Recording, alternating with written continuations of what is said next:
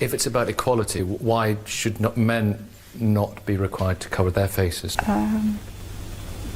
It's a good point, but I wouldn't question that. Hi guys, your boy again, ShadyShae, one and only, and today guys, we are back again. So guys, today we're watching the debate titled, Should Britain Ban the Burka? And honestly, I thought I knew where this conversation was going to go, but was I wrong? Let's check this out.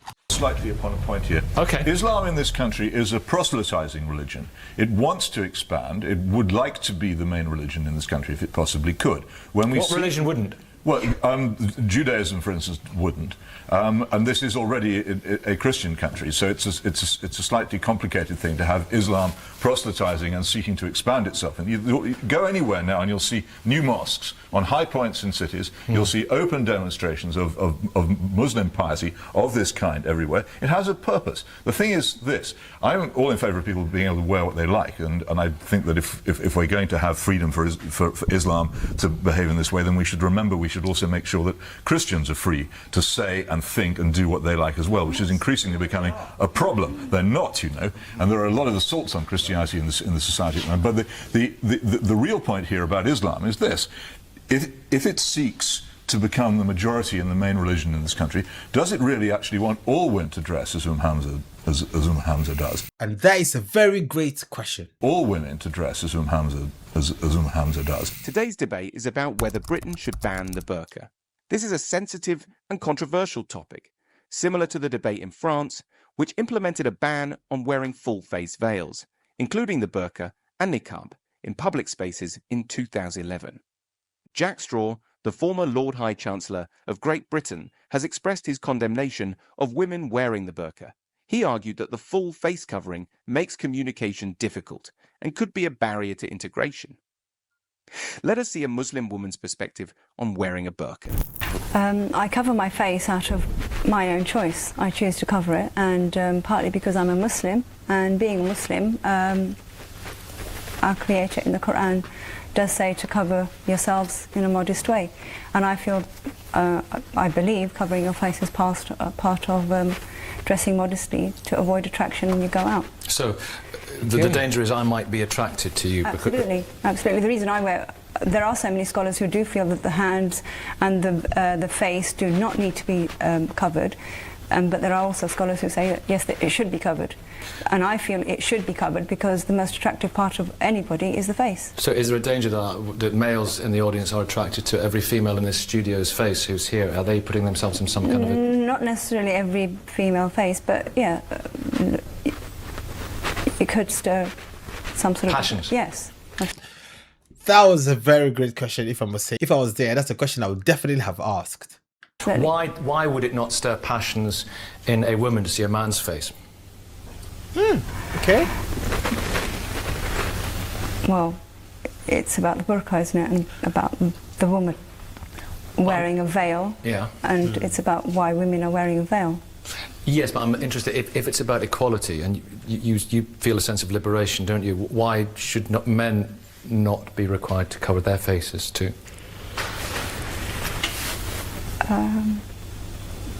It's a good point, but... That hesitation there, she gave it some real deep thought. He asked a very honest and pertinent question. And yes, guys, I would definitely like to know why.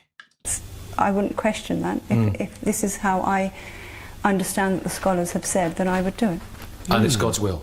It's God's will. And if you, out of your free will, choose to be a Muslim, then that's part and parcel of it. And you're closer to the Prophet, you feel? Absolutely. You emulate the Prophet's life. Yeah. The question of why men don't wear the burqa left the woman dumbfounded as she tried to grasp the logic behind it. While the reasoning might seem a bit flawed, let's now see the panelists' takes on this divisive matter. Emulating the Prophet's life, and also a sense of liberation. You know, she doesn't feel a slave to the fickleness of fashion and being judged.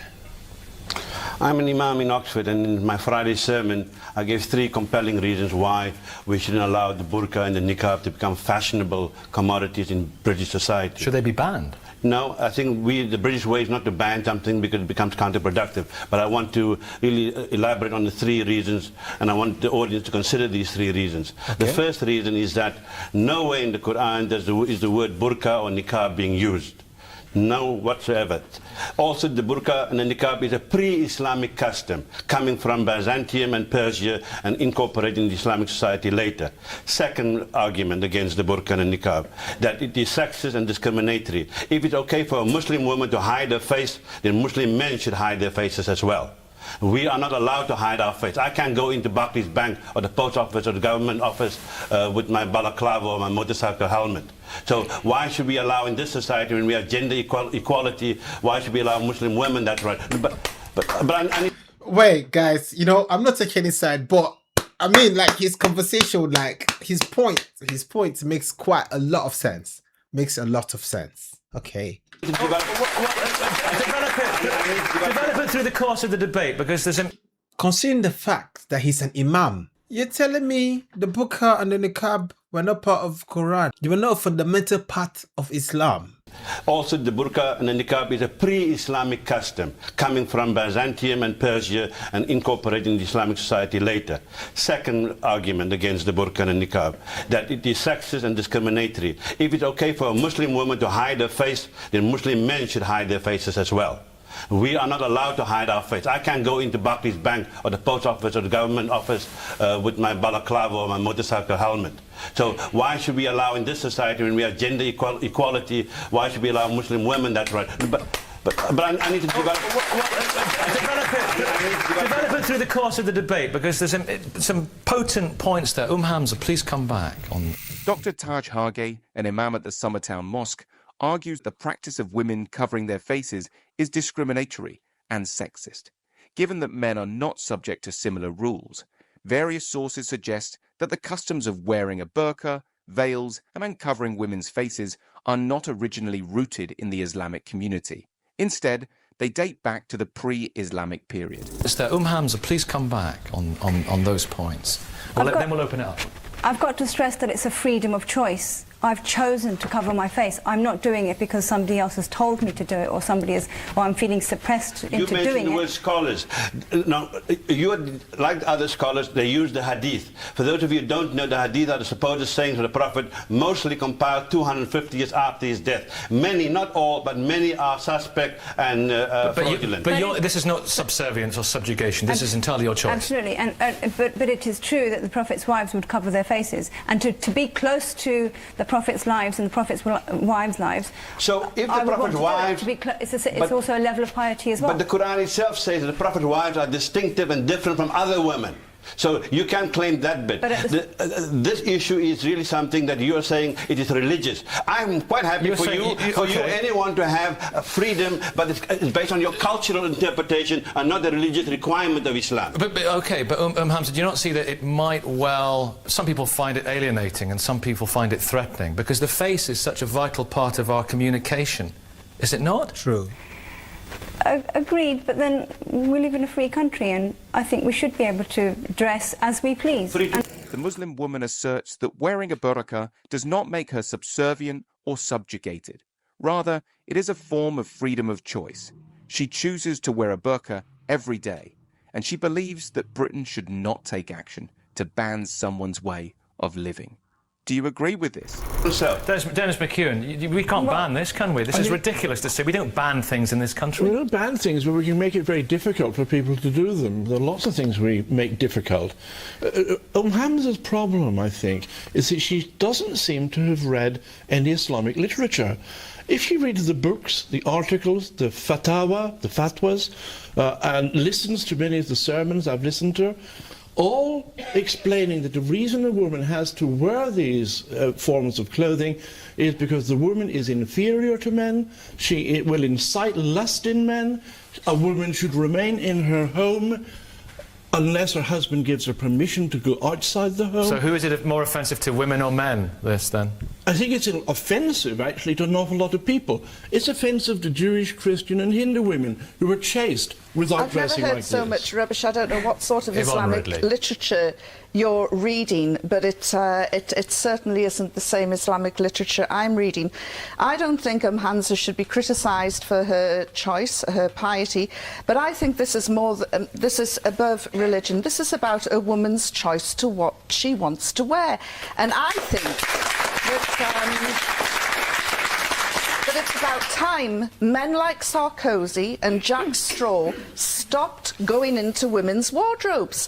You know, it really is. Why is it okay for me to show my face but her not to show her face? That's discriminatory, isn't it? That is her choice. She chooses to dress like that because it's part of her faith.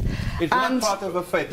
It's part of a culture, a tribal tradition, the Wahhabi, the Salafi interpretation of Islam. This is the latest fad. Your mother never wore a burqa, so why are you wearing one? Hamza? You know what? So the other white lady is a convert. This man talking is an imam.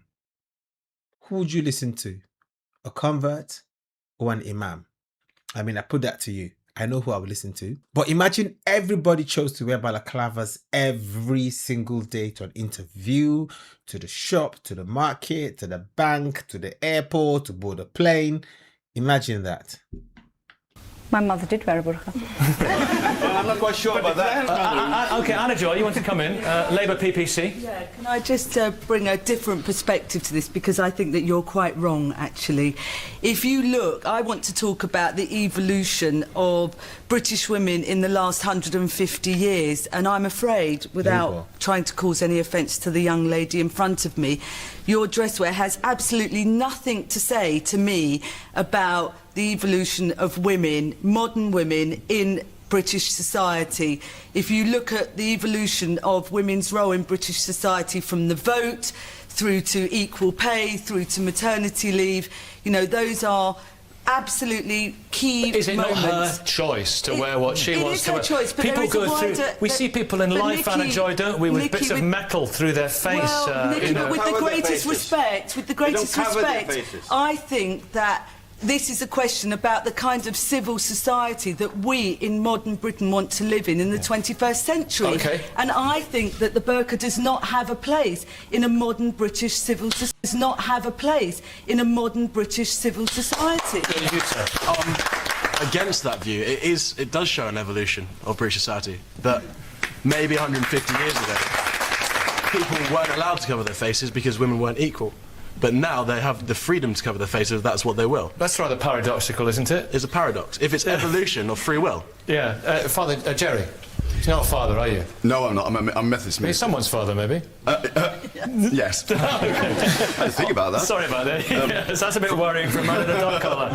What about this? Is this a sign, a symptom of subjugation? I want to approach it from a purely pragmatic point of view. If we ban the burqa, or whatever it's called, I'm not even sure that's the right word for it. Niqab, burqa, the general idea. Yeah. If we ban that, where do we stop? Do we then go on to ban turbans, crosses, dog collars? Do we go on to ban everything else? The difference surely is that Badisha, her face is being covered. Although tracking the history and origin of wearing the burqa in Islam is difficult, here's what is mentioned in the Quran. Nowhere does it state that it is necessary for a woman to cover herself completely to be close to the Prophet. Instead, it is presented as a personal choice. The Islamic religion has often misinterpreted this, framing it as obligatory for women to cover themselves. In the 21st century, it should be seen as a choice, not a mandate. Whether a woman chooses to wear the burqa or not should be respected, no matter what.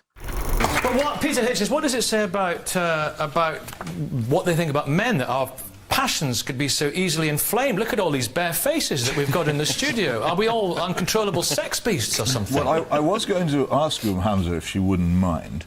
Do you feel, as you look around here, that all the other women here should be dressed as you are? It's personal choice. It is their choice now, but in the kind of society you would presumably prefer, it might not be so much I of a think choice. it would be a safer society. You think it would be a safer society if they all wore what you wore? Absolutely. But isn't this the problem with Islam, that it is, in fact, when it's a minority religion, it's all very liberal and open and a matter of choice. But if it becomes the majority religion and controls the society, then the choice goes, and people are told what to do, and it isn't your choice. No, Paul, I don't agree with that, because, like the gentleman across there says, it's not by force. You can choose to be a Muslim. If you've chosen to be a Muslim, then obviously everything within Islam is what you're going to be, confessing what to do. you and people like you don't answer, and I really want to answer, if the Quran is the transcendent, immutable, divine text, why didn't God put in the word niqab or burqa? And for example, the issue is really, you know, this is not something that is required by religion. Religion asks for modesty. It doesn't dictate the modesty. What you're wearing is a Saudi Wahhabi thing, tribal dress. Hamza, I'm interested in, Peter asked you a very interesting question, I'm interested in why this would be, in your ideal society, why it would be safer if all women, for example, in the studio and as we walk the streets and go about our business, were covered as you are. I'm not going to say cover as I am. I'm saying if everybody dressed in a more modest way and didn't maybe more looser clothing, etc. I think there'd be. What do you think then when you see the way that some young women dress in this country with just everything hanging out? What do you think? There's loads of problems in society. It's a very With everything hanging out. She said that's a problem for society. What do you think then when you see the way that some young women dress in this country with just everything hanging out? What do you think? There's loads of problems in society. It's a very unhealthy society that we live in. There are so many problems. There are very young pregnancies. There are which you do not find in this. Not so many in the Islamic culture. Patricia? I think it's very, very dangerous to look at a society and for one woman to blame other women for the ills of what is done to us as women. If the argument is that wearing something like this repels sexual harassment and all sorts of other kind of harassment, I think that in every situation of harassment, discrimination, sexist behaviour, anything like that, the responsibility is on the perpetrator, not on the victim. It's not good enough for us to say, oh, look at these Western women with everything hanging out. We have every right to do exactly what we like. A woman has a right to walk down the street naked and not be harassed or attacked. Miriam? To be honest with you, I mean, maybe not naked, because if you walk around naked, you get arrested by the police. Yeah, but wear whatever you like.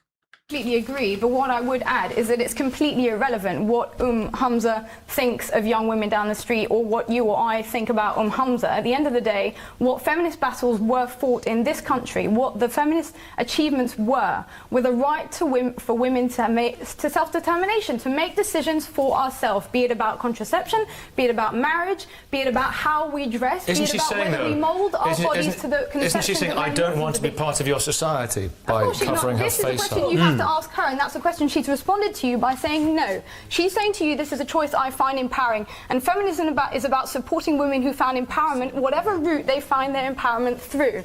Claire? I mean, it's ironic in a way that we can only have this conversation about the woman's right to choose in the West, where we have the kind of guarantee of equal rights for women before the law, and in other countries women are forced to wear the burqa. It's not a matter of free choice. And so she's making a very valid point. Yes, because in a way we need the language of the West. We need the language, which is a language coming out of a non-Islamic kind of tradition, to make the case that women are free to wear the burqa. There's a European Muslim culture, and we're discussing it from within a European Muslim culture, and it's absolutely outrageous. So are you saying that within Islamic culture, the language is completely a free choice? The fact of the matter is, there is a European Muslim culture in which there is, of course, influence. Hold on. Is that European Muslim culture? Because Islam is not a European thing. Well, let's carry on. I find it very, very enlightening. European Muslim culture, okay. Within Islamic culture, the language is completely a free choice. The fact of the matter is, there is a European Muslim culture in which there is, of course, influence from the language and the debates which have enriched Muslim culture in this country. Wait. Am I in danger of having my passions inflamed by seeing your face? Personally, obviously, and again, I think my opinion on this is completely irrelevant. The fact of the matter is, I don't think it's irrelevant. Well, I think it is, because the discussion shouldn't be about what you think or I think. It should be about women's choice to make decisions about their own bodies for themselves. Have I got a right to feel insulted that somebody thinks I would be inflamed if I saw their face? Only if you assume that that's what they're thinking, and I think for quite a large portion of these women, that's not what they're thinking. Yes, Peter Hitchens raises... Yo, this woman is trying to confuse me, mate. The other lady already said it. That there's a chance that someone will get inflamed, and he's asking a question and she's trying to deflect. Stop deflecting, just answer questions, because we are really curious. I'm very curious. important points about the complexity of societal safety and individual freedoms. The idea that modesty and dress alone could create a safer society is a contentious one. It simplifies a much more nuanced issue that involves personal freedom, societal values, and the dynamics of respect and accountability. Peter Hitchens rightly questioned Hamza's opinion that society would potentially be safer if women dressed modestly. There is a concern that if Islam were to become a majority religion, it could become quite overpowering and controlling. Wearing the burqa should be a choice, but from what I've seen and heard online, you know, dressing, you know, the Muslim way in Muslim countries is compulsory, and it's unacceptable if you don't dress that way. That is what I've heard and seen online. I've never been to a Muslim country, so I can't tell you, I can't say I verified that, but I've seen videos, I've heard people say things. in many contexts, it is not. Hamza's understanding of the burqa seems quite shallow. A society's safety is determined by a woman's dress and how others perceive and treat her. True freedom of choice means that women should have the right to decide their attire without facing harassment. If a woman is being harassed, the problem lies with the perpetrator, not with the woman's clothing choices. Someone earlier mentioned the word piety, and we haven't talked about that at all, and I think that's quite key, because in some Christian traditions, like, you have nuns who will, you know, wear veils and things, and when they join a religious order, maybe they're told that they have to do that. And yes, they've made a choice to join the religious order, but what they do is an act of piety. They're not saying everyone has to do it. And I think it's very interesting because you mentioned that it's an act of piety. So, I don't know, maybe you'd like to elaborate on that a little bit, because I think it's quite important. Well, let me bring it, Father Stephen in. Nasser, I will come to you and Hamza again. But the difference is we can see, with a nun, we can see her face. I was thinking I teach at a secondary school here in New York, and I took some of the teenagers to one of the convents for Mass, to see them and to talk to them. And one of the great things was that they, you know, when we were walking home to school, some of the kids were saying, "Gosh, Father, we didn't realise they were so happy." You know, they were quite genuinely shocked that somebody could become a nun, give their life to God, but they could see and their still face. be happy. But they could see their face. And my friend here is right. There are pious traditions that are associated with different religions, and it's their choice. It's totally our friend here's choice, and we shouldn't persecute her for that. And this is England. We don't ban things that aren't harmful to other people. However, I would just say a pure observation. We don't ban things that are harmful to other people. This is England. Yep. To other people.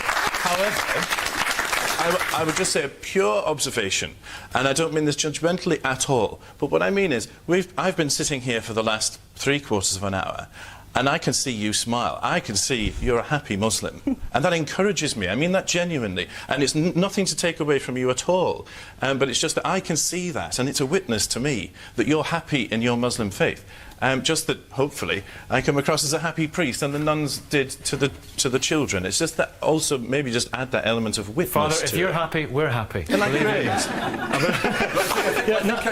Peter, go on. Just dwell slightly upon a point here. Okay. Islam in this country is a proselytizing religion. It wants to expand. It would like to be the main religion in this country if it possibly could. What religion wouldn't? Well, Judaism, for instance, wouldn't, and this is already a Christian country, so it's a slightly complicated thing to have Islam proselytizing and seeking to expand itself. And you go anywhere now, and you'll see new mosques on high points in cities. You'll see open demonstrations of Muslim piety of this kind everywhere. It has a purpose. The thing is this: I'm all in favour of people being able to wear what they like, and I think that if we're going to have freedom for Islam to behave in this way, then we should remember we should also make sure that Christians are free to say and think and do what they like as well, which is increasingly becoming a problem. They're not, you know, and there are a lot of assaults on Christianity in the society at the moment. But the real point here about Islam is this: if it seeks to become the majority in the main religion in this country,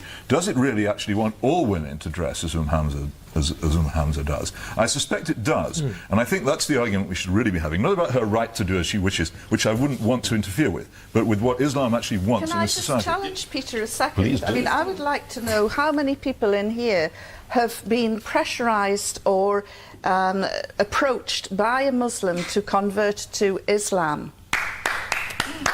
I would really like to, if anybody can... That was a false clap. Okay, that was a false clap. Look at that. That was a really false clap. I mean, I would like to know how many people in here have been pressurised or approached by a Muslim to convert to Islam. I would really like to, if anybody It doesn't take that form, Yvonne. The form it takes is that you send your child to a Christian school and he comes home and he says he's been asked to design a mosque. And this happens a lot. Nasa, you want to come in here? Islam is very strong. Actually, this happened very, very recently. Very, very recently. A child told me they went to school and they were taught about Islam just randomly. And I was like, oh, interesting. Did you sign up? She said, no, she didn't. She said they were just taught about it. And I found that very interesting. Hitchens rightly addresses the issue of the growing Muslim population in the UK. Given the increase in mosques and various other Islamic practices in the country, he firmly believes that this is a Christian country and that Christians should ensure their heritage is not subjugated or tarnished. He argues that Christians should assert boundaries and speak out against any assaults on their faith.